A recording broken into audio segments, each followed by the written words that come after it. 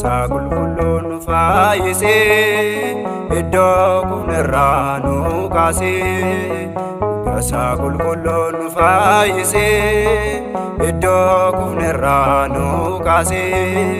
ulman sabaye da kansa ni farfanna noy jollensa sagul kulun faise iddo kunranu kasi sagul kulun faise iddo kunranu kasi ulman sabaye da kansa ni farfanna noy jollensa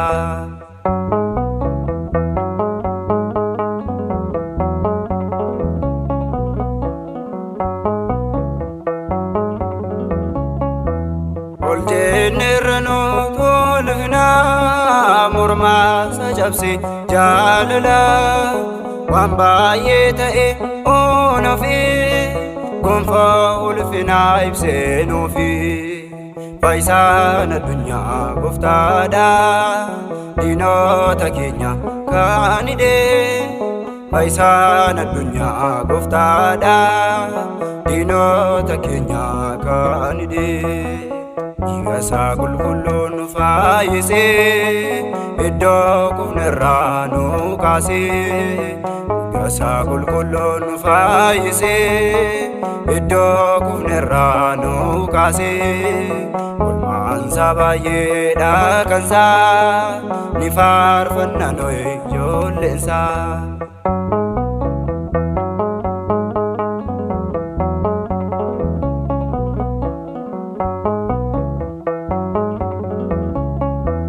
kama kotae badase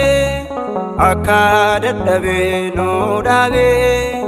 inyero duwe fanorat galmovne galme sirinya paisana dunya goftada dino takenya kanide paisana dunya goftada dino takenya kanide sagul kulun faise iddo kunranu kasi sagul kulun faise iddo kunranu kasi ulman sabaye da kansa ni farfanna noy jollensa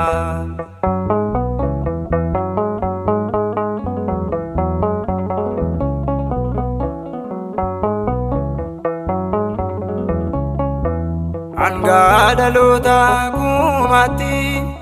jalala difamne sasi inbatu gatetinisa umar tumorisa paisana dunya goftada dinota kenya kanide paisana dunya goftada dinota kenya kanide sagul kulun faise iddo kunranu kasi sagul kulun faise iddo kunranu kasi ulman sabaye da kansa ni farfanna noy jollensa